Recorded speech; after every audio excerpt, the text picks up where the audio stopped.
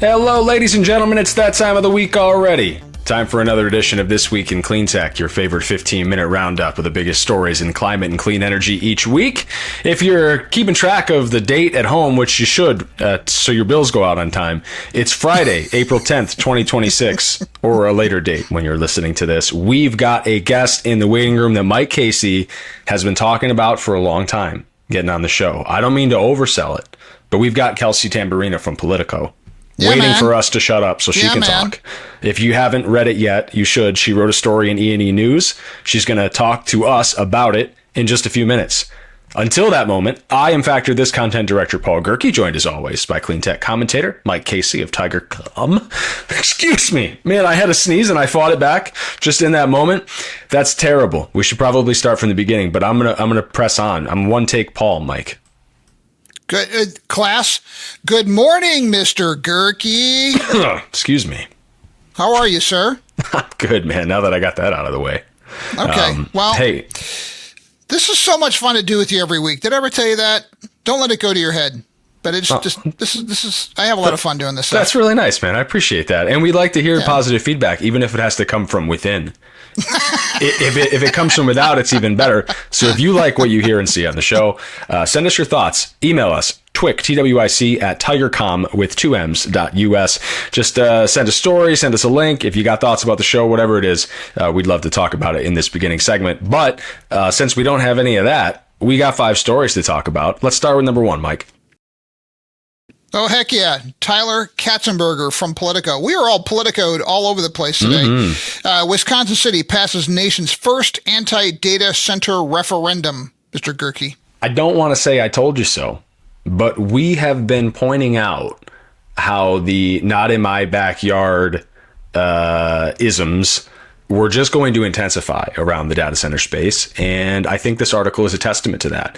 Port Washington, a small Wisconsin city home to a Trump-backed data center project, voted Tuesday to limit future data centers in a first-of-its-kind referendums that some supporters say could guide similar efforts that are going on nationwide. At least 3 other U.S. communities are set to vote on similar ballot measures that target data center projects later this year. And in Ohio, opponents are pushing a statewide ballot measure to ban new construction of certain large data centers. The Port Washington vote doesn't stop the city's $15 billion data center project from OpenAI and Oracle, one of the multiple Stargate AI mega projects the companies are planning. Instead, it targets future projects requiring voter approval before city leaders can offer developers tax incentives. Mike, your thoughts?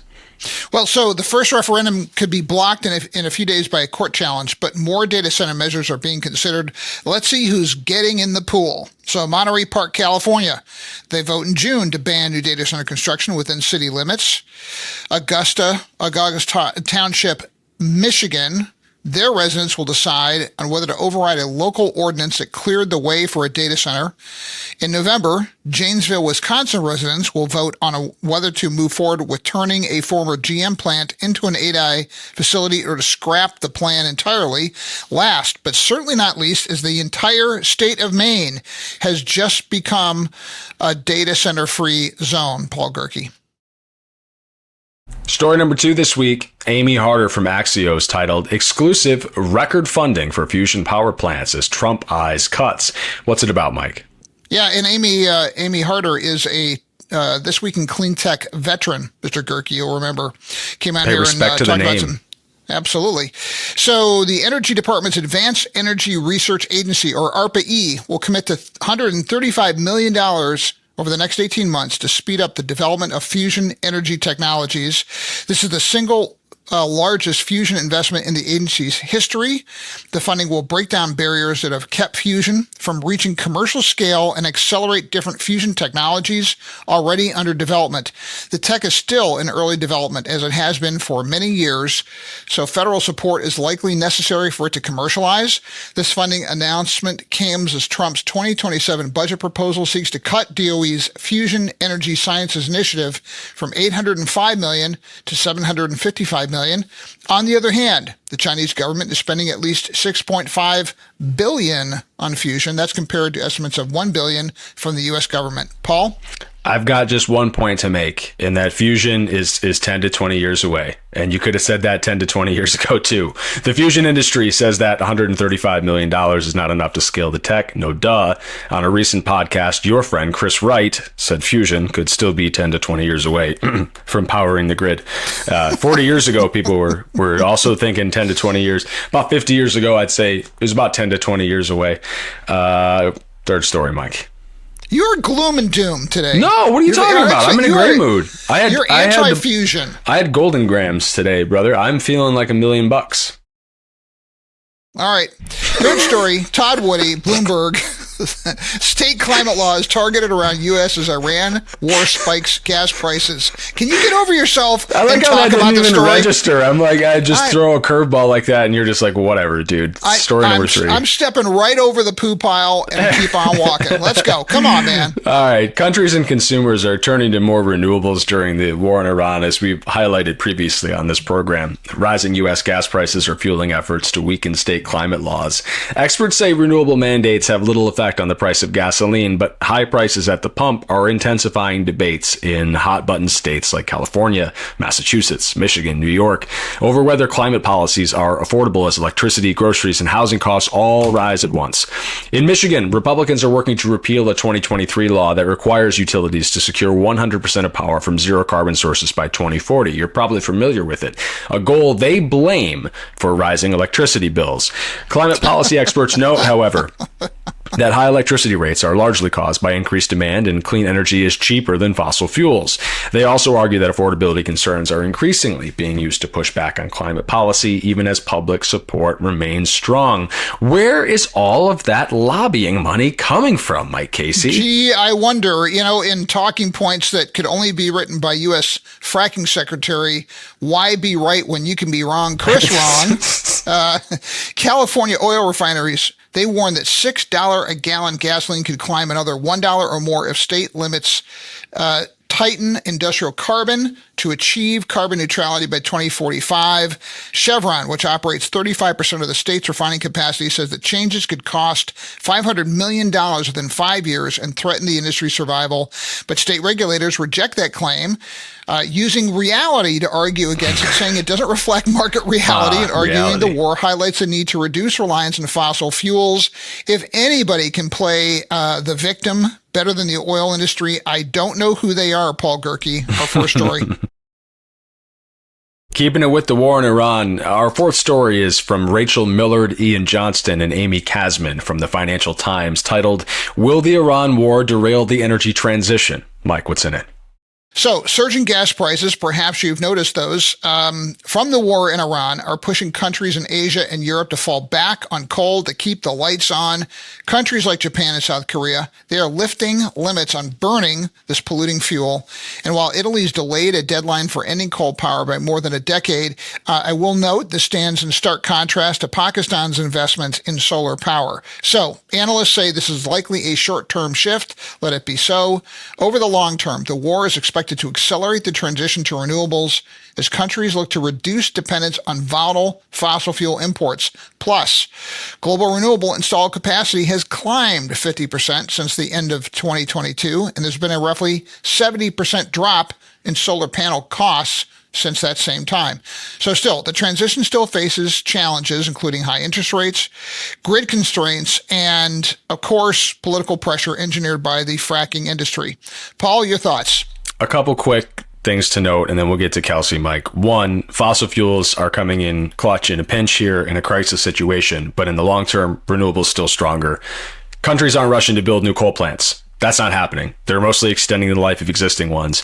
And at the same time, those higher fossil fuel prices are improving the economics of clean energy, driving more investment into solar, battery, and other technologies. The vast majority of new generation on the grid comes from those sources. Mike, let's move on. We got a guest that's been waiting this whole time to talk to us. Who is it? Oh, hell yeah. Kelsey Tamborrino from Politico. She wrote in E&E News. We've been after her for almost 2 years. She is no longer ghosting us on the guest app. And she writes, federal permitting obstructions, clean energy deployment. Federal permit obstructs clean energy deployment, surveys find. Kelsey, welcome to the show. Thank you for coming on. If people haven't read this story, which we want them to do, what is the big takeaway? Yeah, and first, let me say thanks for having me. I'm glad to finally be here.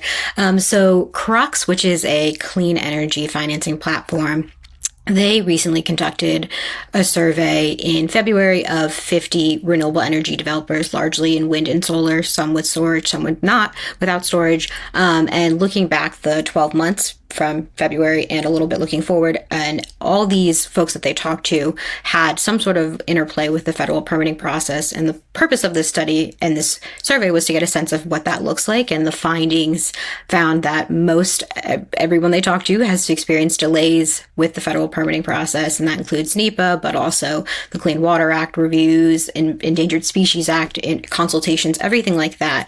But I think the finding that I found most interesting in this study and the survey was that 82% of respondents said that they have purposely cited projects in order to avoid triggering the federal review process, which I think is a really interesting finding in the context of the broader debate we're seeing on Capitol Hill on permitting reform. But it also is really interesting in the context of increased energy demand, right? Where this survey suggests that folks are citing projects, or at least solar and wind projects, in areas not necessarily where the energy is most needed, but where they can avoid that federal permitting process. I mean, that scares me a little bit, and I kind of want to play devil's advocate and say, well, time is money, and if you're going to delay projects by years or maybe by a question mark amount of time, then it doesn't make project economic sense, right? But at the same time, like, I think as we watch like the underpinnings of like critical EPA lawsuits sort of crumble beneath us, and we're entering this new era of like, do we actually respect the environment that we live in? I don't know. It scares me a little bit, Kelsey. Like, is there reason to be concerned that like we figure out how to shorten these federal permitting timelines, but to the detriment of the world all around us? Yeah, I mean, I think that's a valid point and something that like we're still going to see play out in this process on the Hill. There's certainly environmental concerns that are still going to be played out on the conversation broadly on federal permitting reform. But I think one of the other findings of this study, which I found interesting, was that 72% of respondents said like of all the options of what they would like to see in terms of changes in that federal process, it's more predictability and not necessarily like shortened timelines or, more staff or like less environmental concern. It's more that they just would like to know what's coming, essentially. Good.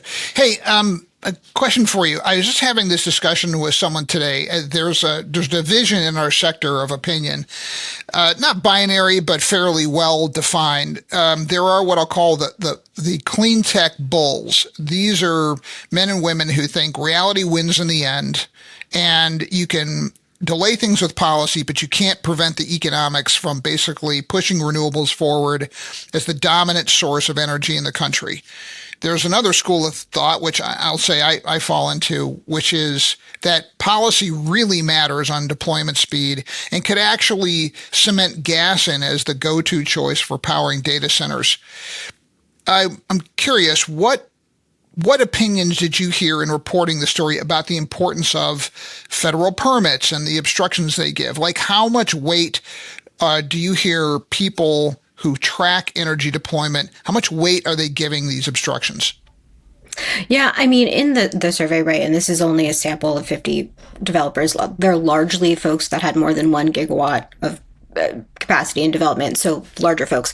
But, they, I think, looked at this more, let me take it back. I think that, in terms of just the build out of energy demand, right, like there's this conversation we're seeing broadly of like, what should the sources be in terms of natural gas versus renewables? And there is a lot of optimism in folks that I talk to of like this demand that we're seeing and the growth that we need, like, is going to be powered by renewables just by the economic case of it. But certainly the permitting process plays into what is able to get built. And I think that is a conversation that I think largely on the Hill has focused on kind of like NEPA reform versus transmission. But I think this report speaks to like that interplay of a bunch of other different decisions that could impact solar and wind. And just to get back to the point of like 82% of these folks say that they are avoiding that process. I think that means that they're then undercounting when you're talking about this broader conversation of like what is impacted by NEPA, because we talk about fossil fuels often, but solar and wind are actively trying to avoid that process. So we don't necessarily have all the data, or at least we have anecdotal evidence of what's happening there, but we don't have a lot of data in terms of what the solar and wind interplay is. And I think that's part of this, right? Mike, if you got one more for Kelsey. No, go ahead, fire away, man. You're the one that's been so excited to get Kelsey on. I don't want to steal this moment from you. But we could be under 15 minutes for once, Paul, if we go to No, we don't want to do that. Oh, all right. Fine. All right, Kelsey. What is the state right now of Doug Burgum's stranglehold on private land projects? The criticism of him leveled by people like me is that he's essentially engaged in a mafia-style economy. Like, if a project on private land touches a federal regulation, doesn't matter if it's a DOI regulation or not, you got to get Doug Burgum's signature on it because he's too busy signing checks to Total to walk away from offshore wind. See, this is what we would have missed out on by me asking a question, you know? Yeah. So, I mean, Kelsey, what have you seen and heard about attitudes shifting toward using the federal government to basically block renewables? I'm hearing some people say those attitudes are starting to thaw, and I'd like to know if you are seeing any signs of that in your reporting. Yeah, so this is really interesting, and I think part of why we looked at this survey, because I had been hearing from developers that those reviews is holding up a lot of projects, and they're also trying to avoid any sort of federal nexus, whether that be on public or private land, in order to avoid that. I think, you mentioned the thaw. We have seen 20 utility scale projects that are slowly moving through now, which I think, at least on the Hill, and Democrats who are active in the permitting reform conversation see as some sort of sign that like they can move forward, but it's not being felt across the board. Onshore wind, for example, is not moving from what we've heard. And there's an issue that's come up on mitigation agreements that the Department of Defense, Department of War have to sign off on as part of this process that have not moved forward. And the American Clean Power Association is raising that concern now and would like to see that as sort of a litmus test for like, if these move forward, then the government is in good faith trying to advance solar and wind projects. Certainly offshore wind is still being stalled. As you mentioned, the Total agreement, we could see others from the administration like that. So yes, there is some incremental progress, but we're not seeing a wholesale embrace, certainly, of solar and wind projects, and the permitting is still, I think, delayed in many agencies. All right, Mr. Gerke, we got to go to Cleantech of the Week. I could talk to Kelsey all day, but let's do it. Promise and show a brief show. We've got two of them this week. It's Sam and Juliana Bendek, co-founders of Elastic Energy, our Cleantechers of the Week. The company developed a new tech that stores energy using natural tree sap. Now I've got to go look it up. Congratulations to Sam and Juliana, cool. Our Cleantechers of the Week. It sounds cool. Really cool. Okay, we want to thank our wonderful producer, Brian Mendez, and Alex Peterson and Claire Quirin for helping gather these stories. And thank you for joining us for another episode of This Week in Cleantech. Special shout out to Kelsey Tamborrino for hopping on this week's episode. Please subscribe, leave a little feedback, share a story suggestion if you'd like. You can read all the articles we talked about this week. There are links to them in the episode description, as well as in the post on factorthis.com. Be good, people. We'll see you next time. Thank you.